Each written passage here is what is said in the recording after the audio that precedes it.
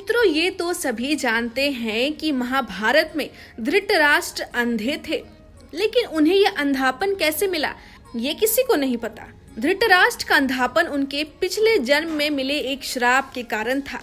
धृतराष्ट्र ने ही गांधारी के परिवार को मरवाया था, लेकिन क्यों मिला था उन्हें अंधे होने का श्राप और क्यों मरवाया था उन्होंने अपनी पत्नी गांधारी के परिवार को? आइए जानते हैं धृतराष्ट्र से जुड़ी कुछ ऐसी खास बातें जो अधिकतर लोग नहीं जानते। महाभारत के युद्ध में भीम ने धृतराष्ट्र के प्रिय पुत्र दुर्योधन और दुशासन को बड़ी ही निर्दयता से मार डाला था। इस कारण धृतराष्ट्र भीम को भी मार डालना चाहते थे। जब युद्ध समाप्त हो गया तो श्री कृष्ण के साथ युधिष्ठिर, भीम, अर्जुन, नकुल और सहदेव महाराज धृतराष्ट्र से मिलने पहुंचे। युधिष्ठिर ने धृतराष्ट्र को प्रणाम किया और सभी पांडवों ने अपने अपने नाम लिए तथा महाराज को भी प्रणाम किया। श्री कृष्ण महाराज के मन की बात पहले से ही समझ गए थे कि वे भीम का नाश करना चाहते थे। धृतराष्ट्र ने भीम को गले लगाने की इच्छा जताई तो श्री कृष्ण ने तुरंत ही भीम के स्थान पर भीम की लोहे की मूर्ति आगे बढ़ा दी। धृतराष्ट्र बहुत शक्तिशाली थे।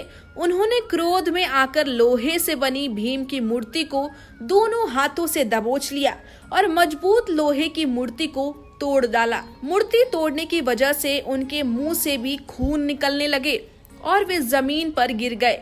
कुछ ही देर में उनका क्रोध शांत हुआ तो उन्हें लगा कि भीम मर गया है, तो वो रोने लगे।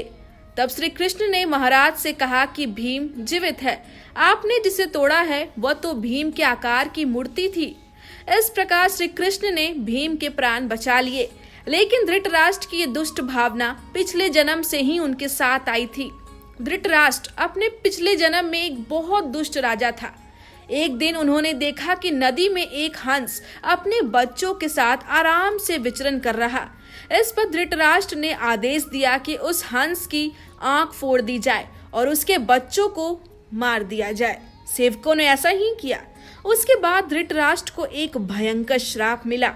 इसी श्राप के कारण अगले जन्म में धृतराष्ट्र अंधे पैदा हुए और उनके पुत्र भी उसी तरह मृत्यु को प्राप्त हुए जैसे उस हंस के हुए थे। माना जाता है कि वही हंस महाभारत युद्ध की महत्वपूर्ण कारण बना। भीष्म ने धृतराष्ट्र का विवाह गांधार की राजकुमारी गांधारी से कराया था। विवाह से पूर्व गांधारी को यह बात मालूम नहीं था कि धृतराष्ट्र अंधे हैं। जब गांधारी को यह बात मालूम हुई तो उसने भी अपने आंखों पर पट्टी बांध ली।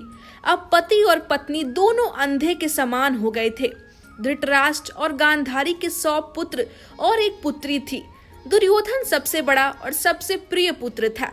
दुर्योधन के प्रति धृतराष्ट्र को अत्यधिक मोह था। इस मोह के कारण दुर्योधन के गलत कार्यों पर भी वो मौन रहे। दुर्योधन की गलत इच्छाओं को पूरा करने के लिए हमेशा तैयार रहते थे। यही मोह पूरे वंश के नाश का कारण बना। धृतराष्ट्र का विवाह गांधार देश की गांधारी के साथ हुआ था। गांधारी की कुंडली में दोष होने की वजह से एक साधु के कहे अनुसार उसका विवाह पहले एक बकरे के साथ किया गया, बाद में उस बकरे की बलि दे दी गई। यह बात गांधारी के विवाह के समय छिपाई गई थी। जब धृतराष्ट्र को इस बात का पता चला तो उसने गांधार नरेश सुबाला और उसके 100 पुत्रों को कारावास में डाल दिया और काफी यातनाएं दी। एक एक करके सुबाला के सभी पुत्र मरने लगे। उन्हें खाने के लिए सिर्फ मुट्ठी भर चावल दिए जाते थे। तब सुबाला ने अपने सबसे छोटे बेटे शकुनी को धृतराष्ट्र से प्रतिशोध के लिए तैयार किया। सब लोग अपने हिस्से के चावल शकुनी को देते थे ताकि वह जीवित रहकर कौरवों का नाश कर सके।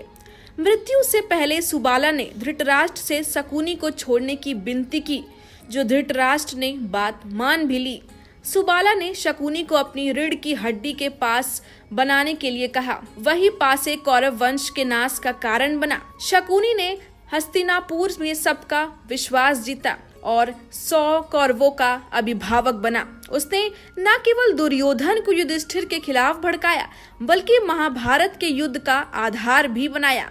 तो मित्रों, आज के लिए बस इतना ही।